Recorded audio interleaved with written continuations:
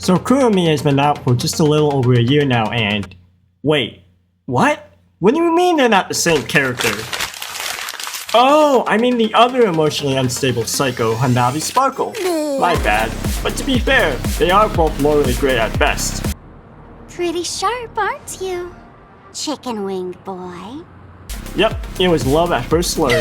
When Sparkle was first revealed during the 2.0 livestream, everybody in the community was absolutely hyped for her release. We would finally have a unit, a Quantum Harmony one at that, who could solve our SP issues and to indirectly buff other units such as Invavide Lune and our favorite gambling gremlin, QQ. What? Many people claim that she would be future-proof, and during the current state of the game, it seemed to be true. In this video, I'm going to talk about the rise and fall of one of the infamous Master Fools and how she may be making a huge comeback in 3.2 and beyond. With that being said, let's get into it. So Sparkle was the 14th premium character released in HSR and was the first Quantum Harmony unit the game had ever seen. This was such a big deal in fact that fans raved at their long-awaited fantasy of a true Mono Quantum team could be formed, with Sparkle being the glue, Fushwin being the anchor, Silverwolf being the scalpel, and of course Zilla being the star of the show. What is this? A cutscene? I, Fushuen, declared Chinshui to replace Zila as our main damage dealer, simply because I can't trust her to handle the Divination Commission's duties without the threat of lethargy. What does that even mean? I digress. Let's get back on track with the Sparkle video, and there definitely won't be any more QQ references in the video. With the Mono Quantum team finally formed, Sparkle also was able to resolve another issue at the time during her release, which was the heavy presence of hypercarries.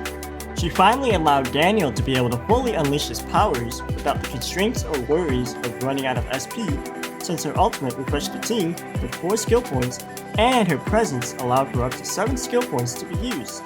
The latter passive was a luxury since it was usually unnecessary, and most teams never had to use all 7 skill points since Daniel used up at most 4 skill points. And no, she doesn't count because we would always win our game. Another reason Sparkle was so hyped was that both her character design was eye-catching and that she came out with a banger character trailer that matched her freak. Her skill allowed the unit to action forward 50% while giving them a significant critical damage boost.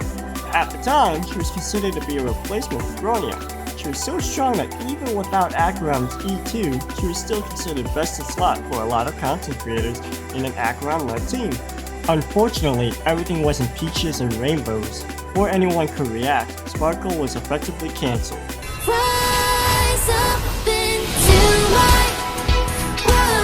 Robin entered the stage and immediately stole Sparkle's thunder with her obnoxious song that to this day I still hear in my nightmares.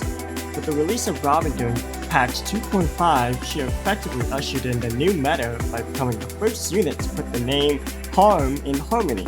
Because of her base kit allowing for increased damage and her ultimate allowing for 100% action forward, she became even more prevalent than Yuan Mei, who at the time was the premier unit you had to have for every team because of what she had to offer. And with the shifting metas from hypercarry teams to more synergized, team-focused lineups such as break and follow-ups, Sparkle's value continued to decline at a rapid rate to the point that up until 3.2, most people didn't even know she existed. In fact, the inclusion of true damage further buried her into the pit of irrelevance, and to add salt into the wound, the release of Tribby made it so both Ruan Mei and Sparkle were in the same situation of mediocrity. However, this would turn out to be a blessing since Tribby also happens to be a quantum unit, and even though she is technically a Harmony character, she hits like a sub-DPS, especially if you get her E1. But what really is the turning point and a bright beacon for Sparkle mains was the release of our purple-haired dragon summoner, Castrus.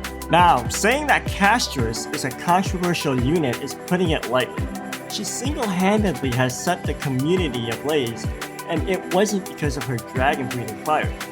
I won't get into it, but I did make a video about her and the context of why she's so polarizing in HSR, and we'll share it at the end of this video. However, it can't be denied that she also helped indirectly buff Sparkle with her presence.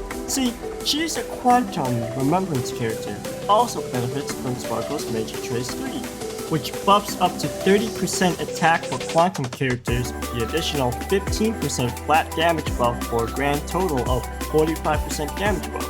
And yes, this buff also applies to the dragon as well. However, only the 15% is counted, essentially giving Castris a double buff. So if you have a team made up of Castris, Sparkle, Tribby, and either Linksha or Gallagher, the team is going to be very strong and could even compete with Remembrance Trailblazer because of the consistent 50% action forward that Sparkle's skill provides versus the speed tuning of Mem that is predicated on Arms' skilling and ulting. I would argue in terms of comfort, Sparkle is more consistent from Sunday, who is extremely skill point greedy unless you have his Light Cone or his E2. Now, this team is not the best team for Castris, that would be with RMC. However, this lineup is extremely fun and, most importantly, extremely viable for endgame content such as Apocalyptic Shadows and MOC. As seen by my ending gameplay after completing Apocalyptic Shadows with a respectable 3,355 score. Now, my Sparkle isn't that well built. You can blame Robin coming out literally around the corner for my carelessness, but having her at least 140 speed will more than get the job done, easily. Of course, according to certain CC, having a 175 speed relatable Sparkle with S5 dance is what everyone should be aiming for. Fear Fiction is there too, but we're just gonna ignore them. Furthermore, Cypher is releasing during patch 3.3 and she is also a quantum unit, albeit Nihility. Rumor says she's going to be a follow-up sub-DPS and would pair great with Sparkle as well. So with that upcoming character coming out soon, Sparkle can still be prevalent and valuable for the rest of 3.0. Yeah, you're not getting rid of this mischievous troublemaker anytime soon. Thanks for watching the video, hope you enjoyed it and that I was able to provide a great reason to use your Sparkle again.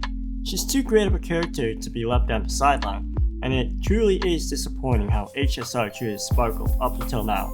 But with future quantum characters coming out, she may still be useful indefinitely. Again, I appreciate you watching the video. If you liked it, please like, subscribe, and comment below what crimes your Sparkle committed, and I'll see you guys on the next one. Peace.